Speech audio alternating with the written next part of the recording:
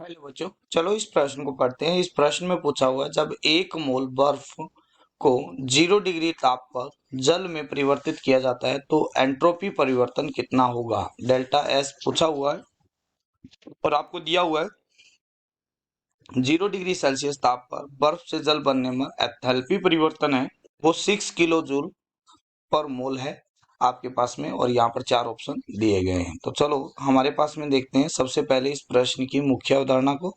मुख्य अवधारणा, तो मुख्य अवधारणा के अंदर आता है कि जल है जो आपके पास में वो बर्फ से किस में परिवर्तित हो रही है, यानी सॉलिड स्टेट से किस में चेंज हो रही है, लिक्विड में चेंज हो रही है, पानी में जा रही है, द्रव में परिवर्तित हो रही है।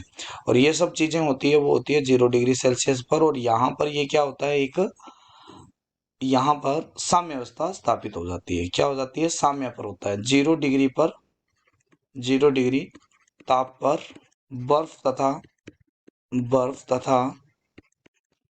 द्रव के मध्य साम्य होता है, साम्य होता है। ठीक है। और हमें पता है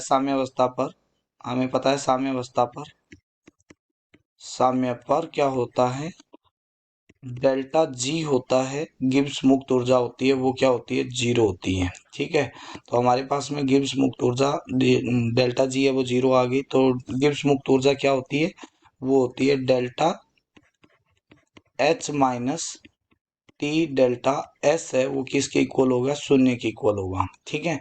तो यहाँ पर आपके पास में अगर देखा जाए तो डेल्टा एच है वो आपके पास में टी डेल्टा एस के बराबर होगा। तो आपको निकालना है डेल्टा एस, यानी एंथैल्पी में परिवर्तन। एंट्रोपी में परिवर्तन तो वो आ जाएगा एंथैल्पी में परिवर्तन अपॉन में जिस टेम्परेचर पर ये सब चीजें हो रही है वो। तो आपको पता है टेम्परेचर है आपके पास में 0 डिग्री सेल्सियस यानी 273 केल्विन।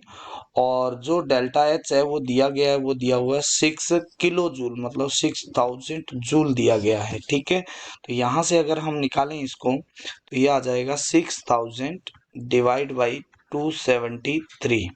और जो इसका मान आएगा एंट्रोपी में जो परिवर्तन आएगा वो आएगा, ये आएगा 21.98। ये आएगा जूल केल्विन पर मोल के अंदर। ठीक है।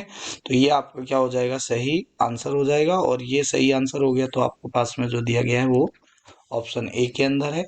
आशा करते हैं मुख्य अवधारणा के आधार पर आपको इस प्रश्न का उत्तर समझ में आया होगा। धन्यवाद।